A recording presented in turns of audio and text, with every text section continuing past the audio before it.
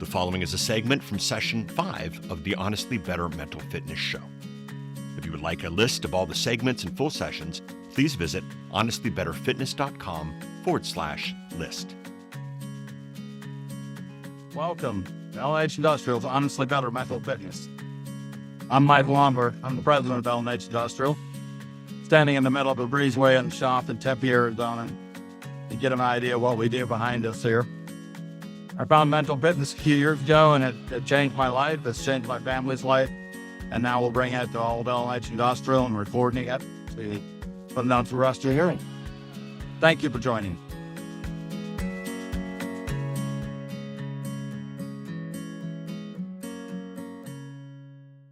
One other concept that we're going to move into here next is looking at things from a we'll start with pride. Actually, we talked about pride and shame and guilt in our previous talks. Anybody remember that? I know that was one that came up of like, pride, is that a good thing or not good thing, and being proud. And I said, there's a lot, and here's partly why. If I win at something, I did great, and I'm like, man, I'm a winner. Like, and there's the proof right there. Like, I won, I'm a winner, this is that. That's great, as long as I keep winning. But then what happens when I fail? Oh, shoot, that means I'm a failure. And there's a difference between like taking joy in something and taking pride in it. Joy is like, I won, like, awesome, great, feels good. I want to do more of that. That's great. I lost. That sucks. It kind of hurts, but doesn't mean anything deep about me. And this is some of the danger in the pride and shame or guilt. Up on the screen here, you got a big giant picture of a brain, and with a big number 15 watts on it. And you've got 15 watts of energy in your brain. My son just gave me the most awesome example that goes with this here. He said, like, when I need to do something, when it's most important to do something is when it's hardest.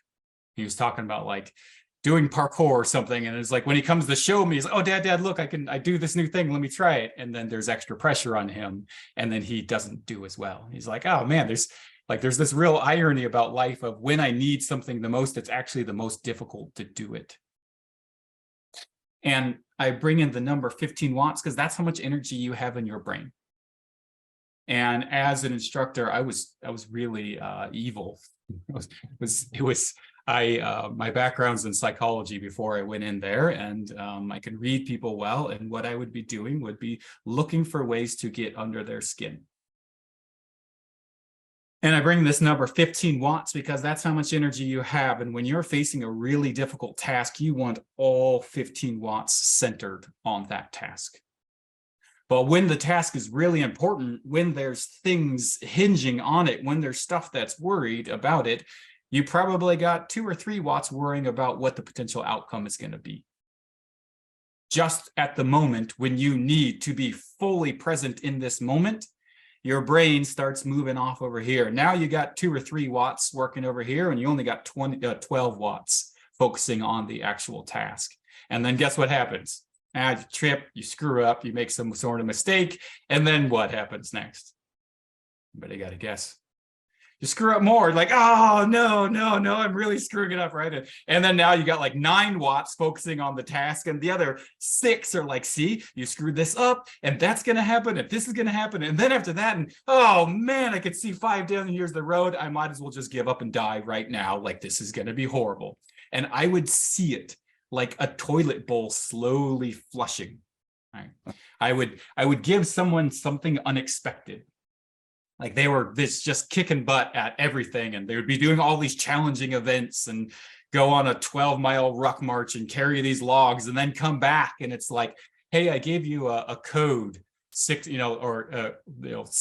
days ago. What was that code? To be like, what? Or recite whatever creed, or maybe on sometimes on a run, I would just put random colored numbers out there, and it'd be like, give me the sum of the blue numbers. Like, blue number.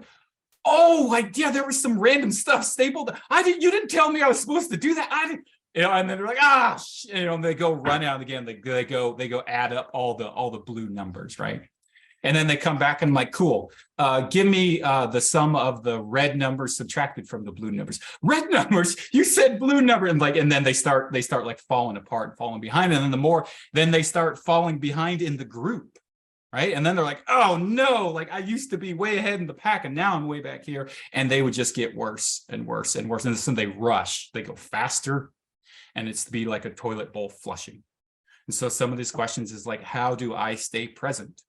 And that's what present means. Like all my energy here in this moment at this one moment in time.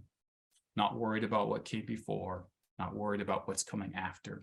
I competed on American Ninja Warrior too. And that actually, if anybody's watched that TV show, that actually happens a lot. Like their prime athletes fall on the first obstacle. I didn't, just so, but, and everyone's like, what the heck? Like, this is like the superstar athlete. What happened? Because they weren't there. They were 3 obstacles ahead, the one that they were worried about, that they weren't paying attention to where their feet were right now. So I give you that example and that number, and you can think, how much wattage do I want to give to other things versus how much can I keep right here with me in the present?